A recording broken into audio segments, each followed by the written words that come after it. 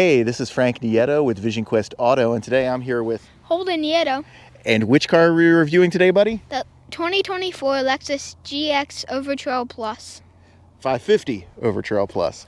What's the difference? Well, we're going to talk about what that difference is.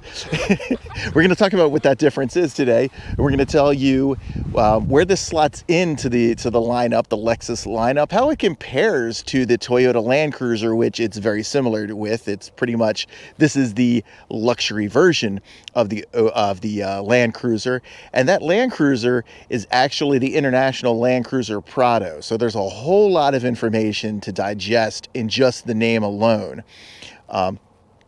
I've been looking forward to this review. If you cannot tell, we are in West Virginia. It is snowing here. We're up in the mountains, so we're going to be able to take this. We've been able to actually take this around through a lot more rugged terrain than we normally do, which is very fitting for this car.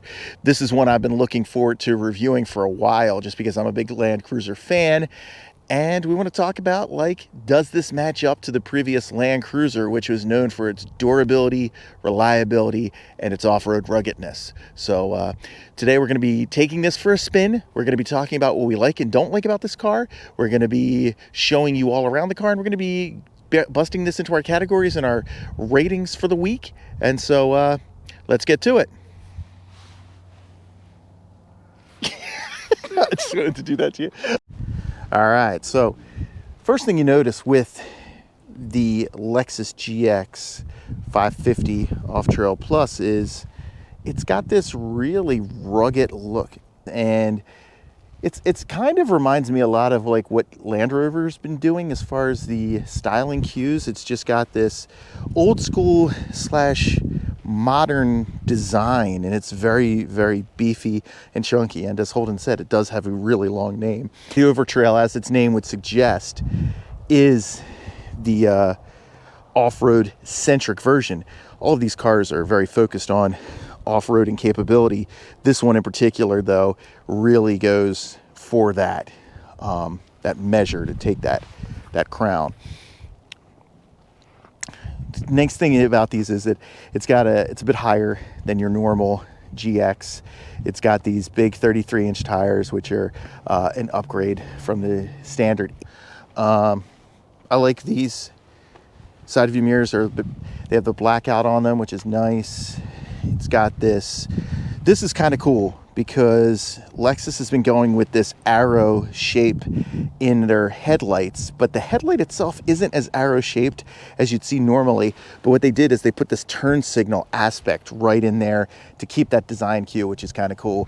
The grille still has that Lexus X that's been their hallmark of late. That's a cool touch. It's not quite as beefy, or maybe it is as beefy as you see in other Lexuses, but in this model, it actually looks a little small in some ways, just because this truck is so big. You got your rock rails, of course. When we open up, of course, it has the Lexus styling cues, which is very upscale. It's got leather everywhere. Of course, it has the Mark Levinson audio system. It has great shifter, as you would expect, a nice size infotainment system. Really everything that really kind of matches that you'd expect with a Lexus, but keeping that off-road capability. Plenty of space in the back seat. The one thing that is different with the Overtrail compared to the other GX models is this does not have the third row. And the third row is actually also the calling card for the GX. Yeah, Land Cruiser, of course, this generation, the Land Cruiser did not get the third row in the US, but the GX does get that third row. My understanding is it's pretty small compared to previous years. This is nice. They still kept this, that you see in Jeeps and Broncos and some Land Cruisers, or Land Rovers as well. So you still have that to be able to pop the glass. And of course you can pop this open. Now, the one thing with the GX 550 Overtrail Plus is that it actually has more cargo space than what you'd get in the other versions of the GX. So you are sacrificing that third row, but you get more cargo space. And of course, if you can just look at this, you'd see that this is where that third row fits in. And just based on the dimensions here, that's not the biggest third row. So that's not the biggest third row. So you know, to me, if you're going for this car, it kind of makes some sense to not get that third row, just because, you know, you get more cargo space and the third row isn't the most usable anyway. All right, let's take a look inside here. Let's get inside, Holtz, and we'll discuss more. Oh, let's start this bad boy up so that we can warm up. Okay. All right, so all of your controls are well within reach. You know, it's really, everything looks great. The steering wheel has a great touch to it, great touch and feel, very nicely attuned, very attractive. All your buttons are right here, as you would expect. It has this, which is becoming more and more standard nowadays, which, interestingly, on the camera, you can see the two red lights. In real life, without a camera, you don't see those lights shining at you. What those do is those are driver attention awareness. You know, it's just letting you know if you're looking at the road or not. Some people like that. Some people don't. I'm not the biggest fan, but it's fine. All digital tachometer, speedometer. Really nice infotainment display. I don't like this infotainment display as much as the Tacoma that I just had, the Tacoma Trail Hunter. The Trail Hunter, I thought, used more of the screen, and it had these physical buttons within here. Lexus has chosen to have this always on touch screen controls, which are for your climate, you know, your heated seat, your cooled seat, your heated steering wheel, adjustability, all this, like, you know, where it's going to. So, you know, you just put it on auto. Of course, you've got Android Auto, Apple CarPlay. But for me, I'd rather have this screen taking up more of this and this stuff being physical buttons. But that's Lexus's MO. They liked it. This is generally where you're going to get your physical controls at, is just for the temperature adjustments, and then your front defroster, rear defroster. You do have your drive modes down here, your mode select. Of course, if you remember too, if you looked at the Trail Hunter review, those buttons were much bigger, even though they're both going to try to be off-road. They're both off-road vehicles. The controls here are just much smaller. And okay, our first category in our review here is the Fat Guy in Little Coat Award, which we named after the great Chris Farley in Tommy Boy, which is something that just doesn't quite fit. And this is a lot of wasted space to me. What this is your cigarette lighter power. That's taking up a lot of space, and it's hidden. I mean, it's kind of cool, but like, this just doesn't do anything, and it annoys me. This is also really small. You can fit your gloves in. I've had my gloves sitting there, but it's not the biggest cubby hole. So this has got a lot of space, but there's not as many cubby holes as you would expect. And that's our John Cena You Can't See Me award, because I can't see the cubby holes that this should have, what you would expect with this kind of an off-roader, this kind of a luxury vehicle. Do like it, but it's missing some stuff for sure. What are your thoughts on this car, Holds? I really like the heated seats. It's been super cold out here, so every time I get in the car, I just press the heated seats. Nice. Yeah. Do they feel better than in other cars? Yes. That's awesome. This engine is a 3.4 liter V6 twin turbocharged engine that produces 349 horsepower and 479 pound-feet of torque. It has a 10-speed automatic transmission. All right, so we're doing things a little bit different this week as far as our driving, just because of the snow. The GoPro is not going to be able to be attached to the hood of the car or the side of the car, because I'm a little worried that it'll fly off in this snow because of how wet it is. But still going to give you my driving impressions with this attached inside the car. So if you see the windshield wiper go by, that's what's happening here. All right. So first thing is that, as you would expect from a Lexus, this is very refined. Um, it's very well built. It just has a different feel than a lot of other cars, and that's one of the things I really love about Toyota Lexus. I've actually never owned a Toyota Lexus, but I've driven them many times, reviewed them a ton of times.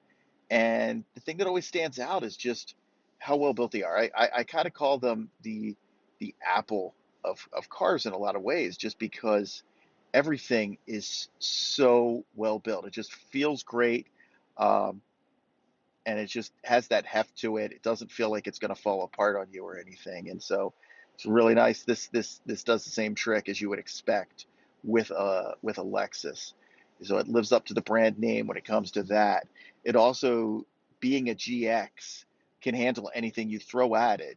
This has been able to take any of the whether it's snow, rain, rocks, mud, it'll handle it all. When you go over bumps, you don't really feel them, or you don't feel them, as I should say, you don't feel them as much as you feel in some other off-roaders. This is, of course, got a smoother ride than a Wrangler, than a Bronco, but and it's got a smoother ride than a 4Runner, but this isn't a Lexus NX or an RX or a Cadillac or anything along those lines, a Mercedes, a BMW, but it is a pretty smooth ride. You do feel bumps in the road, but not to the extent that you feel in other off-roaders, but you do feel them a lot more than you would in other Lexuses. It, that doesn't really the driving modes don't really necessarily improve this to a great degree. Comfort is more comfortable than sport mode and normal mode and eco mode, but it's still pretty bumpy. Um, it's not terribly jostling, but it's not um, fully there. But one thing it does have that you would expect from an off-roader, and something with the GX or Land Cruiser name, is how well refined it is as far as driving dynamics go. So for driving dynamics, this has got a fantastic turning radius. It's got great articulation. The car just really moves. It can move in a tight circle. It can handle anything. It can get you out of a tight spot. Really does a great job when it comes to maneuverability. So it's definitely more maneuverable than other Lexuses, to be honest, which aren't focused on uh, that aspect of driving, but it's a bit bumpier, as you would expect. The one thing I want to note about this is it's very expensive. So it holds to that Land Cruiser GX price tag from the past. Whereas, the new Land Cruiser that Toyota introduced starts at about 55, about 55,000. This model starts at not starts. It starts at this particular model, I believe, starts at 75,000.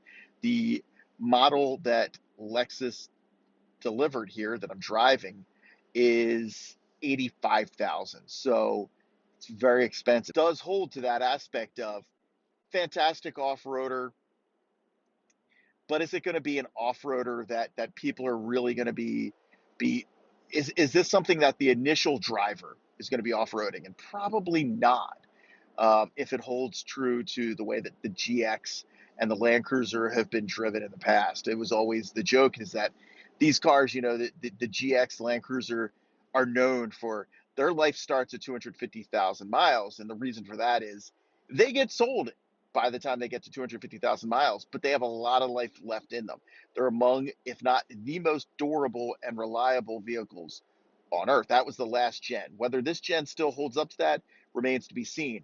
But the last gen was known for really lasting to like 500,000 plus miles. And those second, third, fourth owners were the ones that were doing the off-roading. So that initial driver was using this as, hey, I like the looks. I want it to be able to handle any roads that it thrown at it. Um, I might do some light off-roading, but really I'm worried about the snow and the rain and all that stuff. And I love the looks. I love the space. That's what I wanted. I really wanted the luxury aspect. And hey, they got that. And then they would sell it after having gotten a long life out of it, 250,000 miles. They'd sell it, and the next driver would start to off-road the vehicle because they'd still pay a premium, but it wouldn't be at the bigger price. So my guess is that's still going to be the case considering this price tag. And if it holds up to Toyota Lexus, if it holds up to the Toyota Lexus uh, lifespan of the past, then that's the same thing going here. Again, a lot of people are buying these cars because they're expecting that um, reliability and long-term reliability and durability of the Land Cruiser GX. Whether you still get that, don't know, but Toyota is known for that, and that's what a lot of shoppers are going for. So Holden, tell me, you had said earlier you thought that this was your favorite car that we've reviewed here. So tell me why. Tell me some of the things you like about it. It's really comfortable. It has a lot of space. I like the heated seats. It looks nice. There's barely any bumps. Okay. And it's really comfortable. Cool. All right. Anything else? Nope. All right. All right. This week we're doing our ratings. And what are our ratings? Yeah, the baseball teams. Okay. What baseball team do you think the Lexus GX 550 Overtrail Plus is? Yankees. Why do you say it's the Yankees? Because this will last a long time. It's rugged, upscale, stylish. Most cars can off-road in any terms, but not many can do it in style. Yeah, and that's what this can do, right? Yep. All right, great job. That concludes our review for this week. I hope you enjoyed it and hope you found it useful. If you did, please like, share, and subscribe. It really helps the channel out. You can follow us on Twitter, X, under the handle VisionQuest A, and you can follow us on YouTube under VisionQuest Auto, and we're under most other social media platforms under VisionQuest A or VisionQuest Auto. So for VisionQuest Auto, this has been Frank Nieto and Holden Nieto. we'll see you around.